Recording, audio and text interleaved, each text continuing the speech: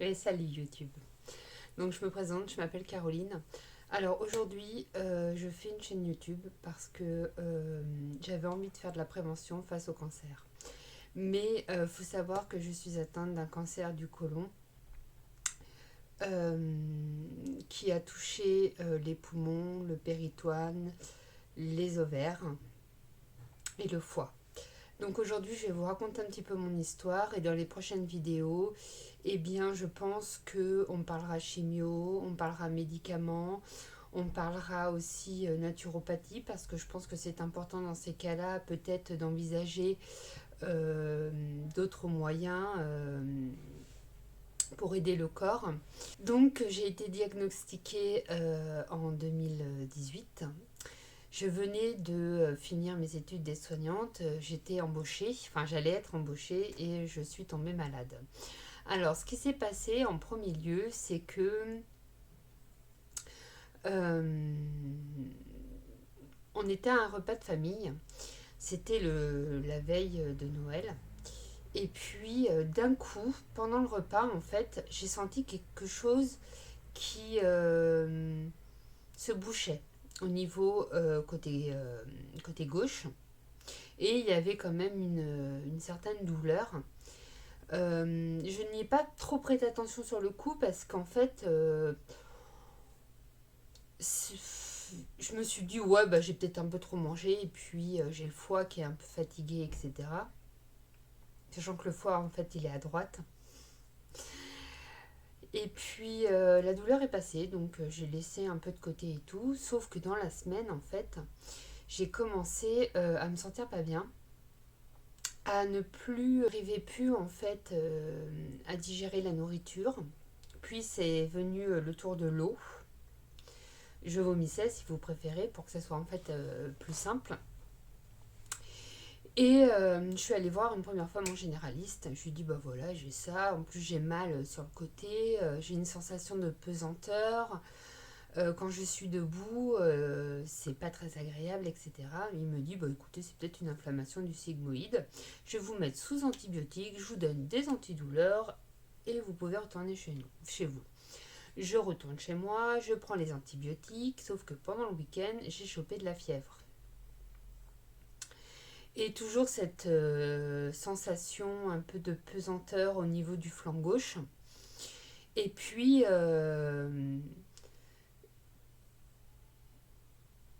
je me suis dit, j'ai l'impression d'avoir des problèmes de constipation. Et là, une vive douleur, que toujours côté gauche, qui m'atteint. Et on décide avec mon mari d'aller voir aux urgences parce que là, c'était plus possible. J'arrivais plus à gérer la douleur. Et ils me font toutes les analyses de sang, rien. Échographie, rien. Bon. Alors ils me disent, bah écoutez, si vous pensez que vous avez de la constipation, ça doit être ça. Alors, il me donne les produits nécessaires pour la constipation. Encore des antidouleurs un petit peu plus poussés, un peu plus haut pour essayer que j'ai moins mal. Sauf que 15 jours après, ben, j'arrivais pratiquement plus à marcher. Alors non pas parce que mes jambes tenaient pas, mais parce que en fait, cette sensation de pesanteur, je me sentais tellement mal quand j'étais debout que je restais couchée, quoi. Et puis, je me dis, bah, je vais reprendre rendez-vous chez mon généraliste. C'est pas possible. Je reprends rendez-vous chez mon généraliste. Il me dit, bah là, écoutez, je suis un petit peu dépassée. Il faudrait aller voir un gastro-entérologue, quitte à faire une coloscopie pour voir ce qui se passe, quoi. Je lui dis, ok. Sauf que le week-end, nous sommes allés vers Dijon. En plein repas de famille, alors déjà moi je mangeais pas parce que j'avais mal et que je me sentais pas bien, quoi.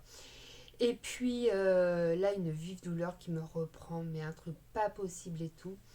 Je me dis, bon, d'accord, donc je me finis aux urgences à Besançon. Et puis, bah là, rien. Il se passe rien, en fait. Et le médecin vient me voir, genre 5 heures après, évidemment. Hein. Et il me dit, bah écoutez, vos analyses sont bonnes, vous n'avez pas de fièvre. Je comprends pas, on va pas vous faire passer un examen coûteux alors que vous avez rien. Ok. Donc du coup, ils m'ont redonné des antidouleurs encore plus forts. Et je suis rentrée chez moi. Euh, je rentre chez moi. Et deux jours après, je retourne aux urgences. Donc là, je sais plus si c'est la troisième ou quatrième fois, mais je suis allée 4 fois aux urgences de toute façon, 2 fois chez le généraliste entre temps. Et ils me disent bon, on va vous refaire passer une échographie, c'est pas possible, il y a un truc. Et là, ils me font passer une échographie et ils voient une masse. D'un côté, j'étais contente parce que enfin on savait ce qui causait mes maux. D'un autre côté, bon ben voilà, j'avais un peu peur, je me demandais ce que c'était. Il y a un médecin qui vient me voir, un chirurgien digestif, qui heureusement ce soir-là était de garde. Et il me dit, écoutez, madame, effectivement vous avez une masse qui appuie et vous êtes en occlusion. Vous avez un syndrome occlusif. Il me dit, bon, ça fait plus tumeur que masse. Après, ça peut être une tumeur bénigne, il n'y a pas de souci à se faire. Vous êtes jeune, vous avez 38 ans, je me fais aucun souci. Ils me font, donc je reste à l'hôpital bien évidemment, hein. Ils me défont l'occlusion. Donc je passe une coloscopie, ils prélèvent un petit bout de la tumeur. Une semaine après, je rentre chez moi avec un régime sans fibres. Ils m'ont mis, ah oui, également, pendant la coloscopie, ils m'ont mis un stent qui en fait ouvrait la paroi du côlon pour que les selles puissent passer. Et il fallait que j'ai un régime sans résidus pour que les selles ne soient pas trop grosses, que j'en ai pas énormément, que ça soit bien, voilà. Et puis, je retourne voir mon médecin qui me dit bon bah de toute façon il va falloir faire une chirurgie parce qu'elle est assez énorme et que on peut pas l'enlever comme ça, donc il va falloir faire une colectomie. Donc on coupe un bout de l'intestin, vous pouvez voir la petite photo là, et puis on reprend les 2 morceaux des intestins, hop, on les recoue. En gros c'est ça la colectomie. Ok. Entre-temps, j'avais eu les résultats, donc le médecin me dit, écoutez, c'est bien malheureusement un cancer. Il me dit, mais vous savez, après l'opération, si c'est pas aller se loger ailleurs, il n'y a pas de problème, vous pouvez tout simplement rentrer chez vous et puis on n'en parle plus, quoi. Je lui dis d'accord. Et vient le jour de l'opération. Alors, il faut savoir que le jour de l'opération, je me suis remis en occlusion, donc j'ai pas pu me faire opérer ce jour-là. Il a fallu attendre 3 semaines après. Ils m'ont remis un stent entre-temps et donc je me suis quand même fait opérer en définitif. L'opération s'est très bien passée. Le post-op s'est très bien passé aussi. Un peu de douleur, hein, évidemment, au niveau de la cicatrice, avec le drain. Les drains, c'est pas très très agréable. C'est pour les drains, c'est pour collecter le sang qui a séché, etc. Et là, mon médecin me dit, quelques temps après, quand je suis revenue le voir en post-op pour voir si la cicatrice a été belle, etc., il me dit, vous savez, je vais quand même vous faire passer une IRM, donc l'IRM c'est ça, parce que on veut vérifier. Je lui dis, ok. Et là, l'IRM, il y a quelque chose au foie. Donc, il me dit, écoutez, il va falloir faire une biopsie pour voir ce que c'est. Donc, la biopsie, c'est qu'on vous prélève un morceau du tissu qui est un peu louche et il l'analyse au microscope. Donc, ils font les analyses, pas de bol, c'est bien une métastase au foie. Donc là, il me dit, écoutez, ce qu'on va faire, c'est qu'on va faire de la chimiothérapie. Donc, j'ai fait 12 cures de Folfox. La chimiothérapie, je vous en parlerai dans une prochaine vidéo parce que chez moi, ça a été un peu compliqué. Je vous expliquerai un petit peu. Et puis, si vous vivez la même chose, peut-être que je pourrais vous aider par rapport à certaines choses que j'ai faites, que j'ai mis en place. Donc, on fait les 12 cures quand même de chimio. La métastase s'en va. Sauf que, quelques temps après, j'ai une douleur au ventre, en bas du ventre par contre, vers le pelvis. Incommensurable encore une fois. Je suis pliée en deux. Je retourne aux urgences. Et là, il m'emmène voir un gynéco. Le gynéco, il me fait passer une échographie. Vous savez, les échographies comme quand on est enceinte. La première. Voilà. Donc ça faisait longtemps que j'avais pas eu d'échographie comme ça, hein, vaginale. C'était sympa. Et là, il me dit, bah, effectivement, vous avez une énorme masse. Donc ça peut être une masse hémorragique. Donc à cause du sang, ça prend une proportion énorme. Soit ça peut être un kyste, enfin ça peut être beaucoup de choses quoi. Il me dit de toute façon, va falloir opérer. Alors, je me suis pas fait opérer par ce gynécologue-là parce qu'il faut savoir que ce jour-là, en fait, bon, c'était pas vraiment de sa faute, mais il était à 24 heures de garde, il était fatigué. Et à un moment donné, il me dit, bon, bah, je vais vous faire rentrer chez vous, on peut pas faire grand-chose de plus, etc. Puis je lui dis, ouais, non, mais attendez, vous voulez me renvoyer chez moi, mais si ça me reprend, moi, je pensais à ma douleur que j'avais eue. Il me dit, bah, écoutez, vous revenez aux urgences. Il dit, écoutez, je sais pas, parce que là, je suis fatiguée, je viens de faire 24 heures de garde. Ok, je connais les conditions, je suis soignante aussi, hein. Mais ça m'a pas mis dans des bonnes conditions avec lui et j'avais pas confiance. Donc je vais voir mon chirurgien digestif, je lui fais bah voilà, il faut que je me fasse opérer. Il me dit oui, je sais, machin. Je lui dis est-ce que vous voulez bien m'opérer? Il me dit pas de problème. Donc là, il m'opère. Il prélève bah, mon ovaire gauche. Et puis, après l'opération, qui s'est extrêmement bien passée aussi, bon, moi j'ai une cicatrice de plus, mais ça, je veux dire, bon, bah, c'est comme ça, quoi. Il me dit, bon, bah, par contre, il me dit, je vous ai laissé l'ovaire droit, parce que vous êtes jeune et qu'au niveau hormonal, c'est mieux. Mais, faut savoir que il pourrait arriver la même chose à votre ovaire droit. Je dis, ok. Ils font des analyses à la NAPAT. Donc la NAPAT, c'est là où ils font les fameuses analyses microscopiques pour voir au niveau des cellules ce qu'ils trouvent, etc., s'il y a des cellules cancéreuses ou pas. Et là, ils s'aperçoivent qu'effectivement, ben, c'est une métastase qui a muté et qui est venue dans l'ovaire. Une semaine après, l'ovaire droit dégénère, rebelote, douleur, gynéco, opération. Donc là, ils m'ont rouvert au même endroit. Ils ont prélevé l'ovaire droit. Et puis, ils me laissent tranquille le temps que ben, je me refasse une petite santé, etc. Et là, il me dit, ben, on va refaire passer une IRM pour voir un petit peu où on en est. On refait passer une IRM, la métastase au foie est revenue. On va faire de la radiofréquence. Donc la radiofréquence, c'est sous anesthésie générale. Ils prennent une aiguille avec un échographe, ils ciblent là où il y a la lésion qu'ils veulent tuer. Et ils vont traverser la peau, les muscles, etc. pour arriver jusqu'au niveau de la lésion. Ils vont envoyer un produit chaud et normalement ça tue les cellules cancéreuses. Donc ils me l'ont fait une fois. Mais ça leur suffisait pas parce que c'était... vous voyez, ils prennent toujours des marges de sécurité. Ils trouvaient que la marge de sécurité, ça allait pas. Donc, ils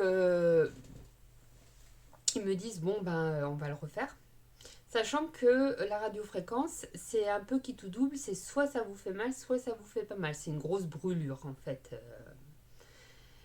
Et j'ai bien eu mal la première fois. J'étais sous morphine avec des poches de glace, etc. Ça a été un moment super sympatoche. Et là, ils me disent, bah, on va le refaire. Je dis, génial. Donc, ils le refont, rebelote, j'ai mal. Et, bon, bah, plus de métastase. Nickel. Jusque-là, tout va bien. Donc, il y a eu les ovaires, il y a eu le foie, il y a toujours cette lésion au poumon depuis le début. Je vous en ai pas parlé effectivement, mais depuis qu'il m'avait fait passer un PET scan, Ils avaient vu une lésion au poumon qui est toute petite, mais elle est là, et une lésion au foie. Il y a eu les ovaires qui ont dégénéré. Et ils me disent, bah, il va falloir refaire de la chimio. Je dis génial. Donc je refais de la chimio, j'en fais 8. Et puis, entre-temps, j'ai déménagé parce que je suis allée vers Marseille, nous on était vers Lyon. Donc je suis maintenant à l'Institut Paoli Calmette. Et là, ils s'aperçoivent qu'après divers examens, peu importe quoi, que la métastase au foie est revenue, malgré la radiofréquence. Donc là, ils me disent, bon, on va faire de la cryothérapie. Donc la cryothérapie, c'est la même chose que la radiofréquence, mais avec du froid. Ils me font la cryothérapie, aucune douleur, post-op, nickel. On me laisse un petit peu tranquille le temps que je me rétablisse, etc. Et puis, je ne sais plus si entre-temps j'ai fait de la chimio ou pas, parce qu'on faisait de la chimio, on faisait de la radiofréquence, on faisait de la chimio, on faisait une opération, on faisait de la chimio, vous voyez. Voilà, entre-temps, je faisais des chimios pour essayer d'éradiquer et puis de stabiliser le cancer. Et malgré la cryothérapie, la métastase au foie est revenue. Elle était endurante, hein. Donc là, ils décident carrément de m'opérer et de me couper 2 segments du foie. Alors entre nous, j'étais pas contre parce que je me disais que s'il n'y a plus le morceau qui est malade, il n'y a plus de métastase, elle ne reviendra pas normalement. Donc l'opération s'est extrêmement bien passée. J'ai été 2-3 jours en réanimation. Après, je suis passée en chambre classique. Bon, j'ai eu mal, il y a eu des drains, il y a eu le drain, etc. Mais en soi, ça s'est relativement bien passé. J'ai pas vraiment de souvenirs horribles. Et puis, après cette opération, il y avait toujours cette métastase au poumon. Donc, il me dit, faut refaire de la chimio. Et là, je lui dis, mais écoutez, docteur, est-ce qu'on peut pas changer de protocole? Parce que le Folfox, enfin, je sais pas si ça marche, quoi. Et là, il me dit, écoutez, ils aiment pas trop changer les protocoles tant qu'ils marchent. Mais il finit par accepter. Donc j'étais sous Folfiri Vetabix, que je vous parlerai dans une prochaine vidéo. Donc là, on fait un certain nombre de chimio. Et puis, je suis en rémission. Donc, je passe 6 mois. Je bosse comme une dingue parce que j'étais tellement contente de retravailler que j'en avais oublié un petit peu ma petite famille. J'étais présente sans être présente. Moi, je voulais bosser. Voilà, et tout ce qui comptait, etc.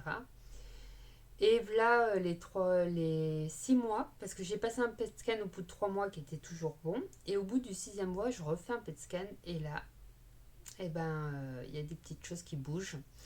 J'ai toujours la lésion au poumon qui est revenue. Il y a un petit truc au péritoine, etc.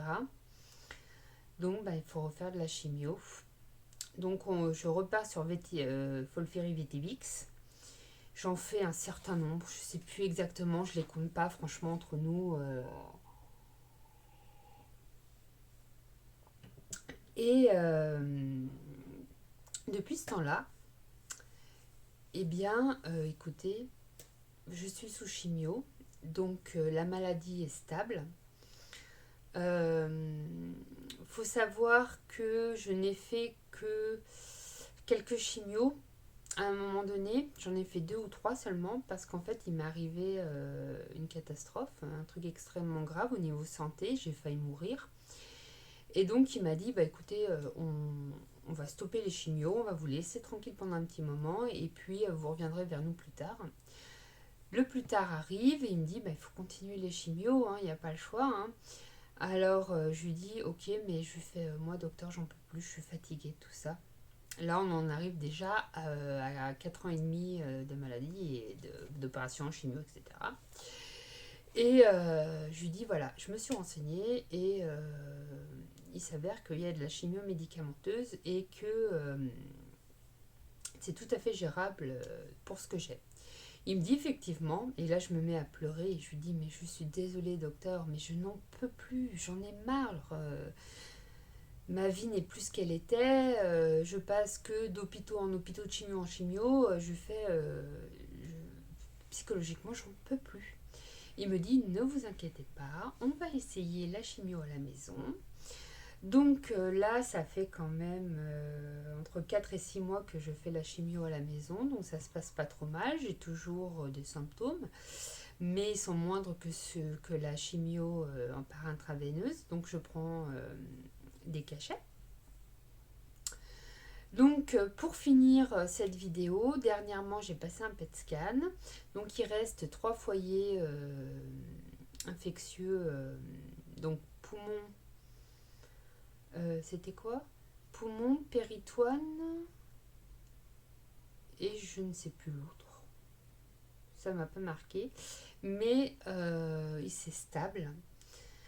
Maintenant, faut voir, je repasse un PET scan dans 2 mois pour voir un petit peu si ça évolue, si ça reste toujours stable, s'il faut renforcer la chimio, etc.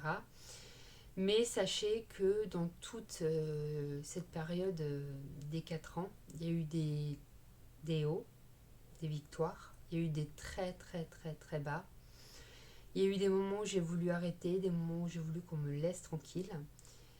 Mais je continue à croire en ma guérison. Je continue à croire que un jour je retrouverai une vie normale. Je veux rien lâcher, même si j'ai des moments de faiblesse.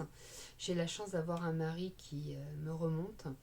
J'ai la chance d'avoir une petite fille qui est là pour moi aussi. Et je ne lâche rien, je ne lâche rien, je ne lâche rien. Voilà, maintenant cette vidéo est terminée. N'hésitez pas à vous abonner, à mettre le petit pouce bleu si vous avez apprécié. Je pense que je sortirai une vidéo toutes les semaines, une fois par semaine. Très certainement le mercredi, je pense. Après, je ne suis pas complètement fixée, c'est les tout débuts. Hein. Mais n'hésitez pas si vous avez des questions dans les commentaires. Je répondrai avec plaisir parce que je n'ai aucun problème à parler de la maladie. N'hésitez pas si vous voulez me faire partager vos témoignages pour que moi aussi ça puisse m'aider. Si vous voulez que je raconte vos témoignages également, je peux le faire. Si ça peut aider d'autres personnes et que vous n'osez pas faire des vidéos, je peux le faire également. Je suis ouverte à énormément de choses si ça peut aider des personnes. Voilà. Bon, je vous dis à bientôt et puis prenez soin de vous surtout. Bisous.